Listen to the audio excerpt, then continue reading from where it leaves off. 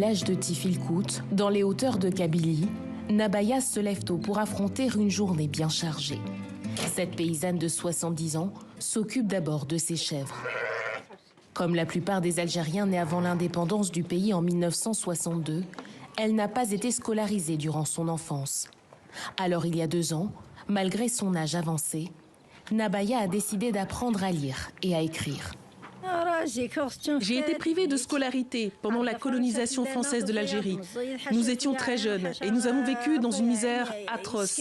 À l'indépendance, nous étions toujours traumatisés parce que nous avons vécu pendant la guerre de libération, au point que nos parents avaient peur de nous laisser sortir et aller à l'école. D'après l'UNESCO, il reste encore 750 millions d'adultes analphabètes à travers le monde, pour la plupart des femmes. Déterminée à déjouer les statistiques, Nabaya a décidé d'ignorer les obstacles. Après avoir cultivé son jardin, elle rentre donc chez elle pour réviser ses cours avant la prochaine leçon. Sa petite fille la rejoint avant d'aller elle aussi à l'école. Merci, merci. Avec ses amis du village, Nabaya apprend à lire et à écrire en français et en arabe. Ses cours révolutionnent son quotidien.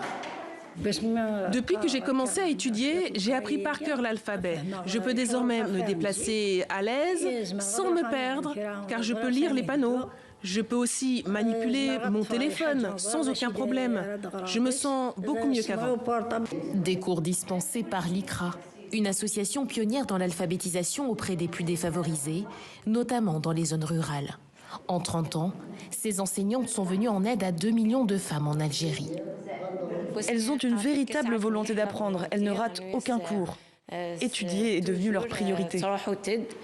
Selon les dernières estimations de l'Office national d'alphabétisation et d'enseignement pour adultes, le taux d'analphabétisme aurait été réduit en 2019 à moins de 9% en Algérie.